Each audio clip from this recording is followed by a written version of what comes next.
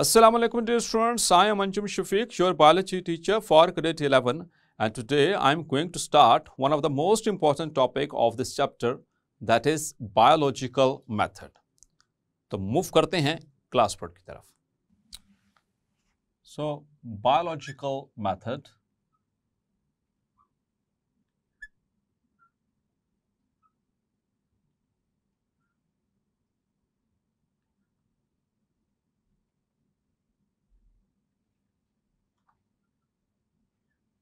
और dear students, इसकी basics आप पहले पढ़ चुके हैं.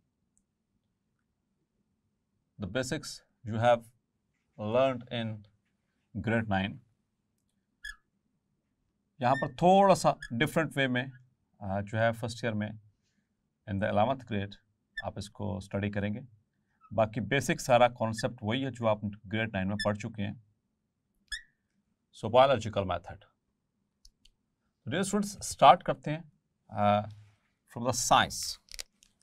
जैसा कि हमने इस चैप्टर के स्टार्ट में साइंस की बात की थी. So science is a systemised knowledge. So science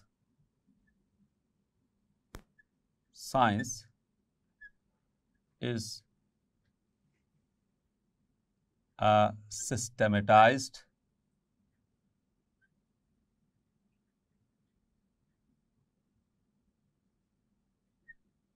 knowledge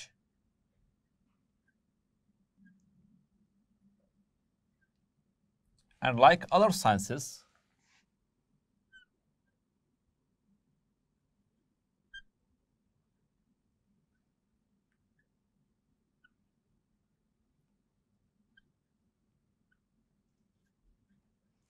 biology also have a set methodology.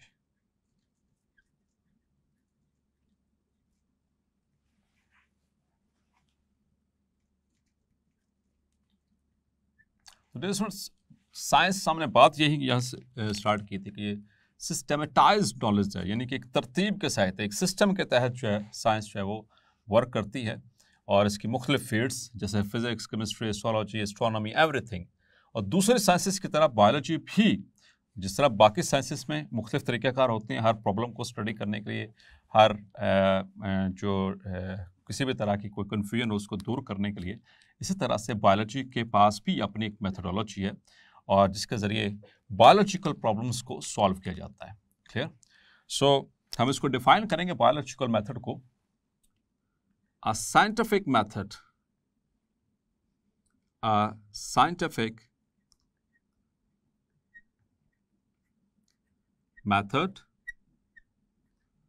by which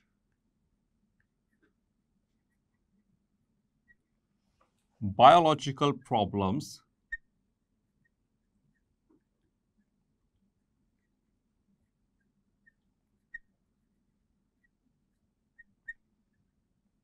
are solved is called biological method. Clear? तो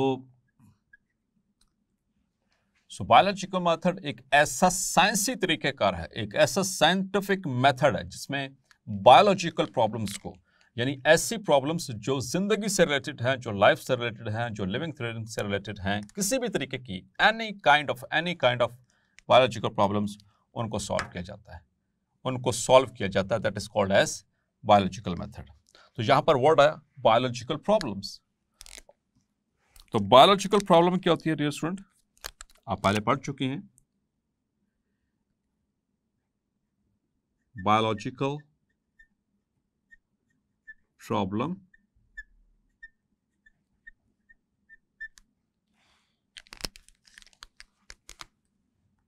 any problem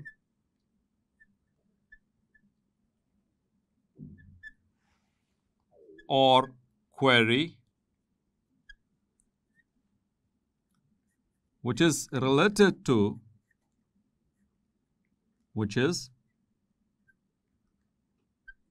related to living things or living organisms is called a biological problem.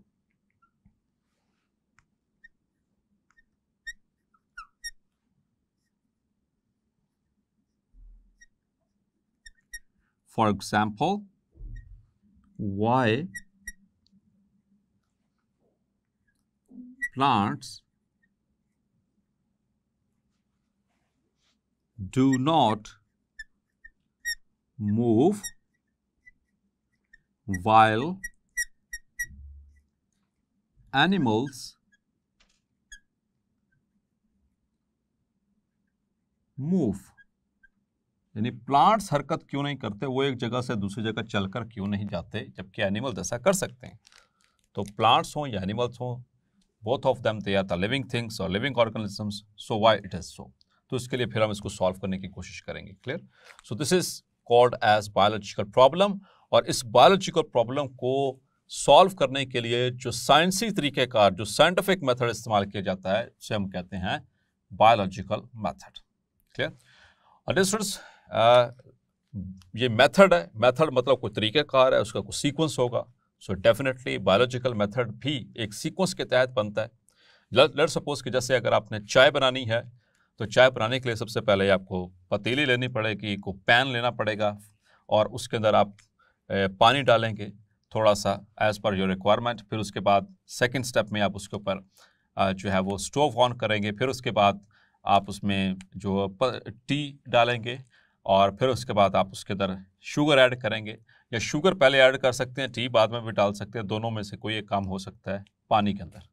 और जब उनमें हल्का सा वो boil आ जाएगा, उसके बाद आप फिर जो है उसमें मिल्क ऐड करते हैं. नॉर्मली ऐसा लोग एक चाय पीते हैं. और भी तरीक़ेकार हैं. इनमें से एक मेथड जो मेरा फेवरेट है, मैंने आपको बताया. मीन्स कि ये दैट इज़ अ मेथड. अब चाय बनाने के लिए कभी भी आप ऐसा नहीं करेंगे कि पैन लें और उसके अंदर बग़ैर पानी डाले आप उसमें खाली चीनी फेंक दें और स्टोव ऑन कर दें, या फिर आप उसके अंदर पत्ती फेंक दें और स्टोव ऑन कर दें और बाद में पानी डालें और फिर बाद में दूध डालें. सो दिस इज़ नॉट, वो चाय बनेगी नहीं, वो कुछ और ही बन जाएगा जो कि आप पी नहीं सकेंगे. क्लियर. तो इसीलिए हर काम के लिए एक तरीक़ेकार, एक मेथड है. सो बायोलॉजिकल मेथड, बायोलॉजिकल प्रॉब्लम, उनको सॉल्व करने का भी एक तरीक़ेकार है. तो ये जितनी भी बायोलॉजिकल प्रॉब्लम्स हैं, ये सामने आम तौर पर आती हैं जब भी कभी कोई चांस ऑब्जर्वेशन के ज़रिए, बाय चांस, क्लियर, कोई चांस ऑब्जर्वेशन के ज़रिए ये सामने आती हैं. तो इनके जो स्टेप्स हैं, सो पहले उसको हम थोड़ा सा एनालिस्ट करने की कोशिश करते हैं, और उसके बाद फिर हम इसकी एक्सप्लेनेशन की तरफ आते हैं. Clear. So the first step is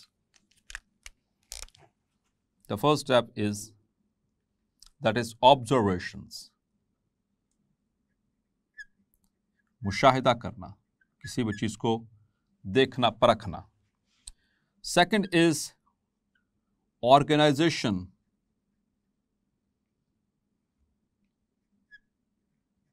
of data. Then the third one is hypothesis formulation.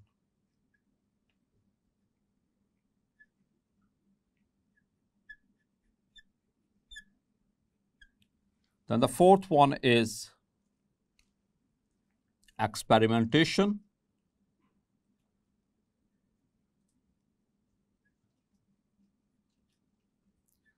And after experimentation, there is the formation of theory, and finally law or scientific law. Clear? तो इन steps को हम तरतीब से discuss करते हैं.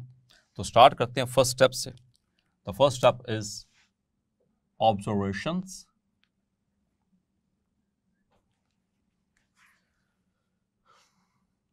So number one, observations.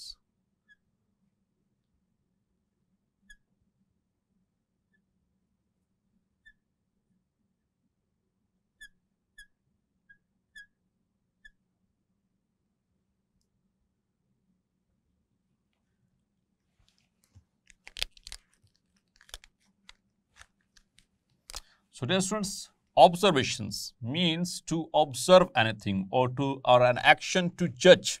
It is basically an action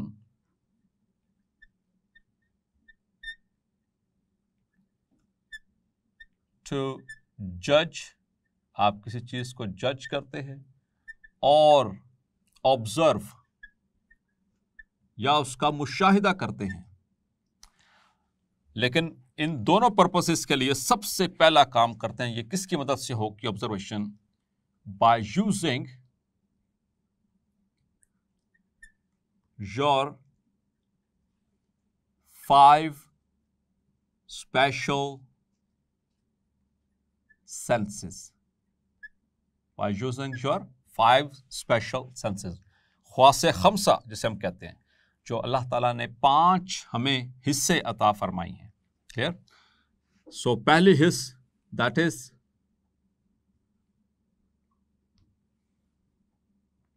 that are number 1,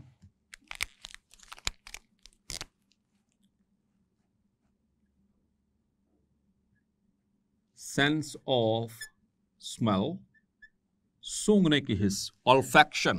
clear? Number 2 is sense of sight और vision, ठीक है, देखने की हिस्स। नंबर 3 सेंस ऑफ टच, किसी को छूने की हिस्स, टच करने की हिस्स, छूने की हिस्स। नंबर 4 सेंस ऑफ हियरिंग, कुव्वत समात, ठीक है, सुनने की हिस्स। और 5वीं और बहुत ही जबरदस्त, that is sense of taste, चखने की हिस्स। ये 5 खास सेंसेस हैं जिनको स्पेशल सेंसेस कहा जाता है। इसकी मदद से हम किसी भी चीज को ऑब्जर्व करते हैं, any kind of thing. Clear? So let's suppose कि मेरे सामने ये कोई भी लिविंग ऑर्गेनिज्म है, कोई भी फर्स्ट या लिविंग ऑर्गेनिज्म नहीं भी है, तो कोई भी एक चीज है जो मैंने अपनी जिंदगी में पहले कभी नहीं, यानी कि ना सुना, ना देखा, ना एनीथिंग, तो मेरे सामने फर्स्ट टाइम लाई जा रही हो, तो मुझे कैसे पता चलेगा ये कि मेरे लिए नई चीज है? तो मैं इसको सबसे पहले देखूंगा, आई विल सी, उसके बाद मैं इसको टच करूंगा, ठीक है, देखूंगा इसके कलर मुझे मल्टीपल कलर्स नजर आ रहे हैं। इसमें ब्लैक है, इसमें इसकी जो है वो ग्रीन इसमें कलर है, थोड़ा सा वाइट कलर है। इसको टच करके देखूंगा, हार्ड है, सॉफ्ट है, स्मूथ है या रफ है, ठीक है, या फिर ये कोई सॉलिड है या लिक्विड है, कोई एनीथिंग, ठीक है। उसको चख के या सूंघ के भी चेक कर सकते हो, इसमें से कोई स्पेसिफिक स्मेल आ रही है लाइक दिस, या फिर इसको चख के अगर मुझे लगे कि ये चखने के काबिल है तो चख के भी इसको चेक किया जा सकता है, मीन्स कि टेस्ट करके, या फिर इसकी कोई स्पेसिफिक आवाज़ है उसके ज़रिए भी मैं इसको सुन सकता हूँ। तो दिस इज हाउ, इस तरह से ऑब्जर्व किया जाता है। क्लियर? अब आते हैं स्टूडेंट्स के ऑब्जर्वेशंस की 2 टाइप्स जो आप पढ़ चुके हैं। टाइप्स, तो जी स्टूडेंट्स कितनी टाइप्स पढ़ी आपने? टाइप्स ऑफ ऑब्जर्वेशंस, 2 तरह की ऑब्जर्वेशंस होती हैं किसी भी प्रॉब्लम के हवाले से, ठीक है, जो भी मिल जाए आपको सो आपके लिए यूजफुल है। Number 1 is the quantitative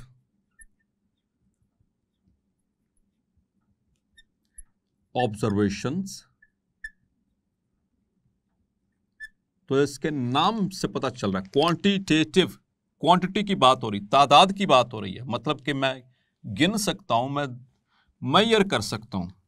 so the observations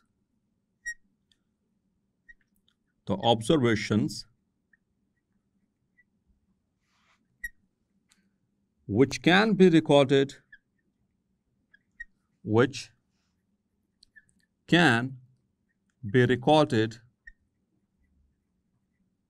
in terms of numbers, जिनको आदाद की शक्ल में या नंबर्स की शक्ल में या डिजिट्स की शक्ल में रिकॉर्ड किया जा सकता हो, उन्हें कहते हैं क्वांटिटेटिव ऑब्जर्वेशन। जैसे मैं गिन सकता हूं कि ये मेरी 5 उंगलियां, 1 2 3 4 5, मेरे कितने फिंगर्स हैं? 5, मैं गिन सकता हूँ। दिस इज माई, ये मेरी ऑब्जर्वेशन है। सो this is my quantitative observation. और आपको पता है कि it is accurate, it is more accurate, ये ज्यादा जो है वो काबिल एतबार है, काबिल भरोसा है, एक्यूरेट है, देन द क्वालिटेटिव, जो कि दूसरी टाइप है इसकी, क्वालिटेटिव ऑब्जर्वेशन। क्लियर? और second category is the qualitative observation. तो डियर स्टूडेंट्स, जो भी मिल जाए हम उस पर इत्तेफाक कर लेते हैं, उस पर सब्र कर लेते हैं, लेकिन कोशिश होनी चाहिए कि क्वांटिटेटिव मिल जाए। नहीं मिल रही तो क्वालिटेटिव से भी काम चल सकता है। The observations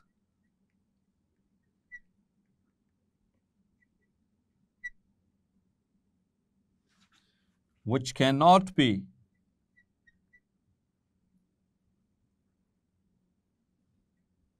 recorded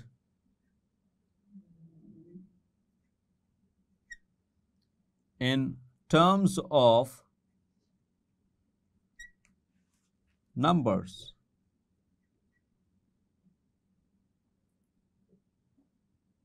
clear? तो ये किसी भी चीज़ की प्रेजेंस, एब्सेंस, कमी बेशी के बारे से बता तो देती हैं, इंफॉर्मेशन दे तो देती हैं ये वाली ऑब्जर्वेशंस, लेकिन इससे हमें कोई ख़ास फ़ायदा हासिल नहीं होता। तो आइए इसको एक एग्जाम्पल से समझते हैं इन दोनों के डिफरेंस को, कि क्या फिर, ताकि हमें ये देख सकें इन दोनों में से एक्यूरेट ज़्यादा कौन है। तो एक एग्जांपल तो आपने ग्रेड 9 में पढ़ी थी, और एक मैं आपको यहाँ पे समझाता हूँ। लेट्स सपोज के इट इज़ हॉट वेदर, ठीक है, बाहर गर्मी है, और मैं आता हूँ तो मुझे लगता है कि बाहर सड़क के ऊपर दिन के 12 बजे या 2 बजे काफ़ी गर्मी है, मुझे बाहर बहुत गर्मी फील हो रही है, पसीना आ रहा है। मैं अपने कैंपस के कॉरिडोर में आता हूँ, जैसे एंटर होता हूँ तो कॉरिडोर में आता हूँ या लॉबी में जाता हूँ, तो मुझे कुछ बेहतर महसूस होता है। मुझे क्या फीलिंग आएगी? मैंने फील किया कि बाहर सड़क की निस्बत अंदर कॉरिडोर में या लॉबी में टेम्परेचर कम है, ठीक है, ठंड है, थोड़ा सुकून है। लेकिन फिर मैं जैसे क्लास में जाता हूँ तो क्लास में चूँकि वो ऑक्यूपाइड एरिया है, क्लोज्ड एरिया है, तो वहाँ पर अंदर एयर कंडीशनर्स लगे हुए हैं, AC ऑन है, टेम्परेचर सेट हुआ हुआ 25 डिग्री सेल्सियस, ठीक है। तो अंदर जाता हूँ तो मुझे और थोड़ी बेहतर फील होता है, और थोड़ी ठंड महसूस होती है, ठीक है, क्योंकि वो थोड़ा सा क्लोज्ड स्पेस है। तो मुझे ये तीनों का डिफरेंस बड़े आसानी से पता चल जाएगा। बाहर काफ़ी गर्मी, अंदर थोड़ी सी बेहतर है, ठंडा माहौल है, और उससे अंदर और ज़्यादा ठंडा माहौल है, इन्वायरमेंट है। क्लियर? तो एक तो मेरी ऑब्जर्वेशन है ये, और एक अगर मैं कहूँ कि बाहर तकरीबन 40 डिग्री सेल्सियस टेम्परेचर है, लॉबी में आता हूँ तो मुझे पता चलता है यहाँ पर तकरीबन 35 डिग्री सेल्सियस है। अपने रूम में जाता हूँ तो अंदर 3 AC लगे हुए हैं या 2 AC लगे हुए हैं, जो कि 25 पर सेट हैं, और इसका मतलब है कि तकरीबन 25 से 26 के करीब उसका टेम्परेचर है। तो ये मुझे पता चल रहा है। तो यहाँ पर मैं बात कर रहा हूँ इन टर्म्स ऑफ डिजिट्स। बाहर गर्मी है, कितनी गर्मी है? 40 डिग्री सेल्सियस। कमरा में ठंड है, कितनी ठंड है? यहाँ पर 25 डिग्री सेल्सियस है। सो ये ऑब्जर्वेशन मेरे लिए ज़्यादा रिलायबल है। मतलब कि मैंने यहाँ पर बजाय इसके मैं कहूँ कि अंदर ठंड है, बाहर गर्मी है, ये नहीं पता चल रहा कि बाहर कितनी गर्मी है या अंदर कितनी ठंड है। क्लियर?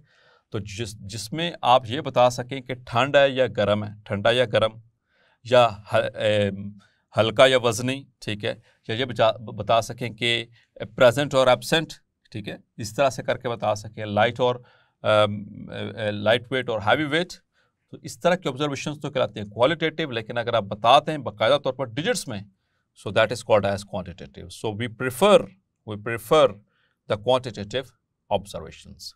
क्लियर? अब आते हैं सेकंड स्टेप की तरफ। The second step is organization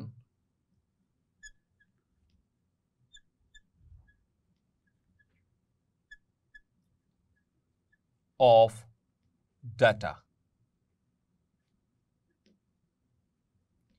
मतलब कि अब तक जितनी भी मैंने ऑब्जर्वेशंस हासिल की, जो कुछ भी ऑब्जर्व किया, तो ऑब्जर्वर या अगर मैं हूं तो मैं उन सारी ऑब्जर्वेशंस को और अपने प्रीवियस नॉलेज को इस्तेमाल करते हुए, उन ऑब्जर्वेशंस को इस्तेमाल करते हुए एक वो सारा डाटा ऑर्गेनाइज करूंगा और एक स्टेटमेंट पास करूंगा। Clear? So the observer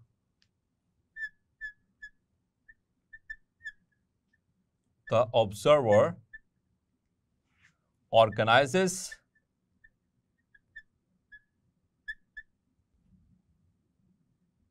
the information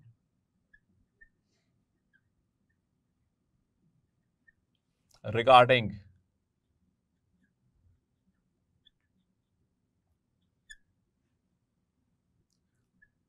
observations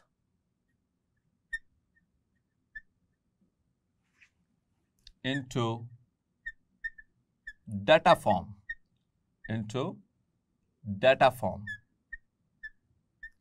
clear? By using previous or background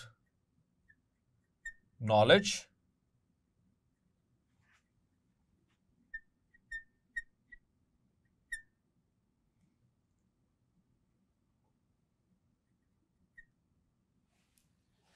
and current observations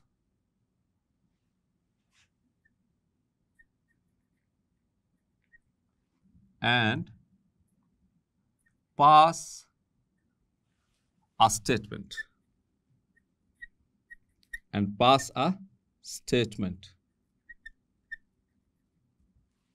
और स्टेटमेंट को क्या कहते हैं dear students? That is called as hypothesis. तो फर्स्ट स्टेप में ऑब्जर्व किया, उनको अरेंज किया, जो भी नॉलेज था, जो भी डाटा था, observation in using the senses और यूजिंग माय बैकग्राउंड नॉलेज और प्रीवियस नॉलेज, तो मैं क्या करूंगा, उन तमाम ऑब्जर्वेशंस को एक डाटा की शक्ल में ऑर्गेनाइज करूंगा। Clear? So that is the second step, organization of the data of the observations. Now the third step is hypothesis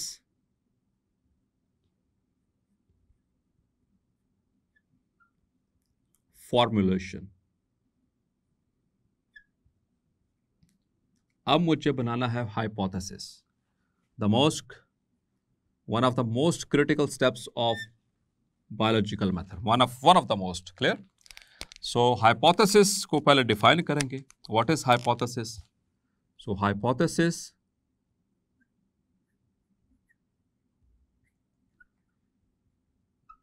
is the tentative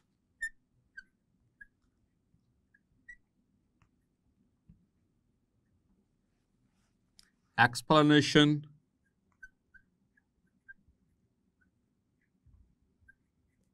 of observations। Clear? इसको समझते। So hypothesis is the tentative explanation. Explanation का मतलब वजाहत, observations मतलब जो हमने observe किया, जो मुशाहिदा किया। So what is tentative? Tentative का मतलब है मे बी और मे नॉट बी। ठीक है, हो भी सकता है, नहीं भी हो सकता। तो ऐसी स्टेटमेंट जो सही हो भी सकती है, सच भी हो सकती है, जो गलत भी हो सकती है, उसे कहते हैं टेंटेटिव एक्सप्लेनेशन। क्लियर? सो ऑब्जर्वेशंस जितनी भी ऑब्जर्वेशंस थी, उसके बिहाफ के ऊपर जो मैंने स्टेटमेंट पास किया है, वो सही भी हो सकती है, वो गलत भी हो सकती है। सो ऐसी स्टेटमेंट कहलाती है हाइपोथेसिस। और फिर आपको पता है उसके जो फीचर्स क्या होना चाहिए, वो सादा होनी चाहिए। It should be a simple statement, it should be a general idea, it should match with the available observations and it has to be potentially falsifiable. ठीक है, मतलब कि इसके अंदर ये एबिलिटी हो कि इसको गलत साबित किया जा सकता हो। Clear? So these are the features of good hypothesis, जो आप ग्रेड 9 में पढ़ के आ चुके हैं। तो अब बात करेंगे फॉर्मुलेशन की, ये बनेंगी कैसे। So there are two major ways, there are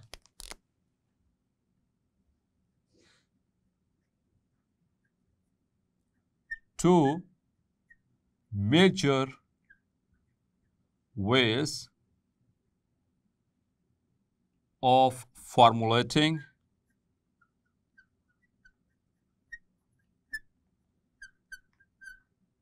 hypothesis. Number one is deductive reasoning. तो रीजनिंग आ गई, क्लियर। रीजनिंग मतलब मंतक, ठीक है, लॉजिक के बिहाफ के ऊपर हम बात करेंगे अब। और दूसरा है inductive reasoning, clear. So deductive reasoning के हवाले से फिलहाल सिर्फ इतना ही, it moves from general to specific, or inductive, it moves from specific to general। तो ये एक दूसरे के ऑपोजिट मूव करती हैं। मतलब कि यहाँ पर हम कहानी स्टार्ट करते हैं, यानी ऑब्जर्वेशंस की बात कर रहा हूँ डिडक्टिव रीजनिंग में, जनरल ऑब्जर्वेशंस और उससे स्पेसिफिक जनरल प्रिंसिपल से हम स्पेसिफिक कंक्लूजन्स निकालते हैं। और इंडक्टिव रीजनिंग में हम स्पेसिफिक यानी कि आइडियाज़ और स्पेसिफिक ऑब्जर्वेशन से जो जनरल एजम्पशंस और लॉस की तरफ मूव करते हैं, clear.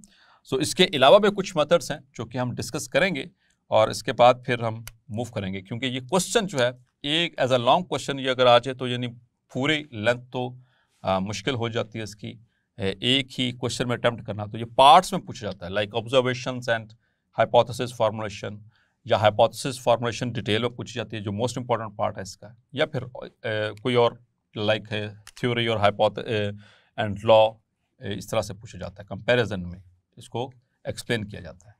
So dear students, hopefully आज का लेक्चर आपको क्लैरिफाई हो गया होगा। मिलते हैं नेक्स्ट लेक्चर में और एक्सप्लेन करेंगे डिडक्टिव एंड इंडक्टिव रीजनिंग और बाकी मेथड्स जिसके ज़रिए हाइपोथेसिस बनाई जा सकती है। तब तक अपना ख्याल रखिएगा। अल्लाह हाफिज़।